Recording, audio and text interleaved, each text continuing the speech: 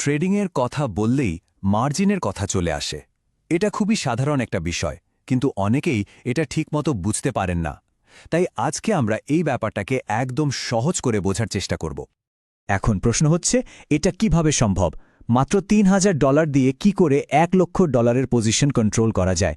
শুনতে কিন্তু একটা ধাঁধার মতো মনে হচ্ছে, তাই না? চলুন এই রহস্যটা ভেদ করা যায়। ঠিক আছে, তাহলে আজকে আমরা কি জানব? আমরা দেখব মার্জিন কি, এর দুটো প্রধান টার্ম, কিভাবে এর হিসাব করতে হয়, কিছু উদাহরণ দেখব এবং সবশেষে এর গুরুত্বটা কি। আর এই সবকিছু জানার পরেই আমাদের প্রথম প্রশ্নটার উত্তর পাওয়া যাবে। সবার আগে আসল জিনিসটা বুঝতে হবে, মার্জিন আসলে কি।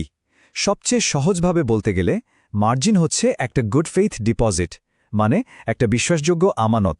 এই ধারণাটা মাথায় রাখলেই বাকি সবকিছু পরিষ্কার হয়ে যাবে। তাহলে মূল কথাটা কি দাঁড়ালো?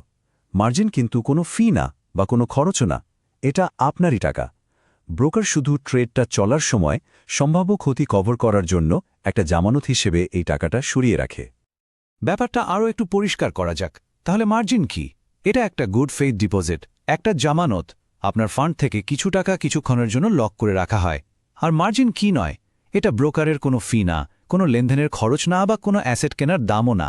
সবচেয়ে বড় কথা হলো, ট্রেড যখনই বন্ধ করবেন, ওই লক করা টাকা যা আবার আপনার অ্যাকাউন্টে ব্যবহারের জন্য চলে আসবে।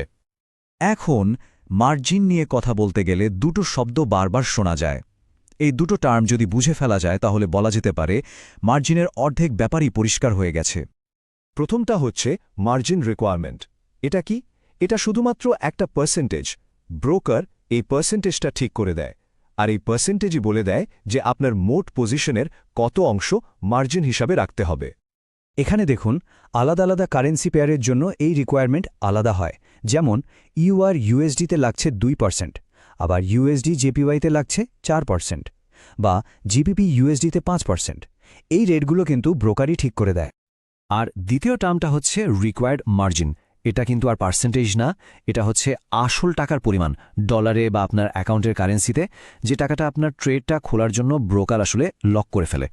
এক কথায় হিসাব করার পর যে অ্যামাউন্টটা বের হয় সেটাই হচ্ছে রিকোয়ার্ড মার্জিন।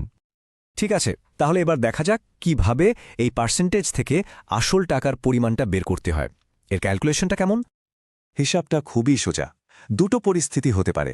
এক, যদি আপনার অ্যাকাউন্ট কারেন্সি আর যে পেয়ারে ট্রেড করছেন তার বেস কারেন্সি একই হয়, তখন শুধু নোশনাল ভ্যালুকে, মানে আপনার পজিশনের মোট সাইজকে ওই মার্জিন রিকোয়ারমেন্ট পার্সেন্টেজ দিয়ে গুণ করলেই হবে।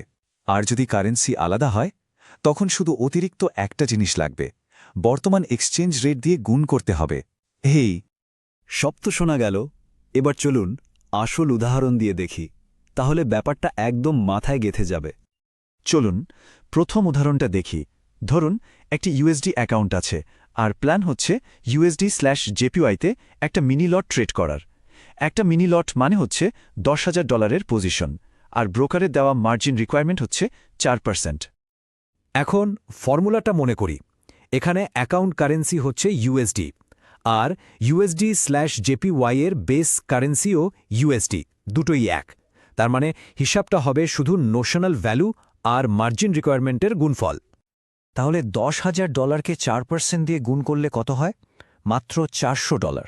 ভাবতে পারছেন, পুরো $10,000 একটা পজিশন খোলার জন্য আপনার অ্যাকাউন্ট থেকে শুধু $400 জামানত হিসেবে রাখা হচ্ছে। এটাই হচ্ছে সেই রিকোয়ার্ড মার্জিন।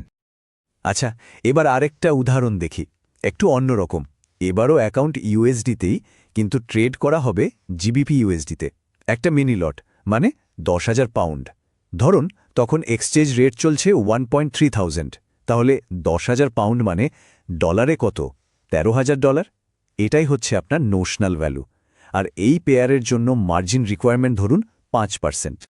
এখন এখানে তো আমরা আগেই নোশনাল ভ্যালুটাকে অ্যাকাউন্ট কারেন্সি মানে ডলারে কনভার্ট করে নিয়েছি, তাই হিসাবটা আবার সোজা হয়ে গেল। শুধু $13,000কে 5% দিয়ে গুণ করতে হবে। আর ফলাফল? $13,000 পজিশন কন্ট্রোল করার জন্য লাগছে মাত্র $650। দেখলেন, এটাই হচ্ছে মার্জিনের ক্ষমতা, অল্প টাকা দিয়ে অনেক বড় পজিশন কন্ট্রোল করা। ঠিক আছে, হিসাব তো বোঝা গেল, কিন্তু এত কিছু জানার আসল কারণটা কি? এত গুরুত্ব কেন এই মার্জিনের? এই লাইনটা খুব গুরুত্বপূর্ণ। ট্রেড খোলার ক্ষমতা অ্যাকাউন্ট ব্যালেন্সের ওপর নির্ভর করে না, বরং কতটা মার্জিন আছে তার উপর নির্ভর করে। এর মানে কি? এর মানে হল আপনার অ্যাকাউন্টে কত টাকা আছে তার চেয়েও ব্রোকারের কাছে বেশি গুরুত্বপূর্ণ হচ্ছে আপনার কাছে কতটা ফ্রি মার্জিন আছে, মানে জামানত হিসেবে ব্যবহার হয়নি এমন কত টাকা আছে। আসল ট্রেডিং ক্ষমতাটা আসে ওই ফ্রি মার্জিন থেকে। তাহলে সব মিলিয়ে কি শেখা গেল? মার্জিন হচ্ছে একটা জামানত, কোনো ফি না। মার্জিন রিকোয়ারমেন্ট হল ব্রোকারের দেয়া পার্সেন্টেজটা, আর রিকোয়ার্ড মার্জিন হল ওই পার্সেন্টেজ হিসাব করে বের করা আসল টাকার পরিমাণটা। আর সবচেয়ে বড় কথা, এর মাধ্যমেই অল্প পুঁজি দিয়ে বড় পজিশন কন্ট্রোল করা সম্ভব হয়। এখন আমরা তো দেখলাম কিভাবে মার্জিন ব্যবহার করে ট্রেড খুলতে হয়, কিন্তু ট্রেড তো সবসময় লাভের দিকে যায় না, তাই না? যখন কোনো ট্রেড লসে চলা শুরু করে তখন কি হয়? ওই যে জামানত রাখা হলো সেটার ভূমিকা তখন কি? এটা খুবই গুরুত্বপূর্ণ একটা প্রশ্ন, আর এটা নিয়েই আমরা পরের বার আলোচনা করব।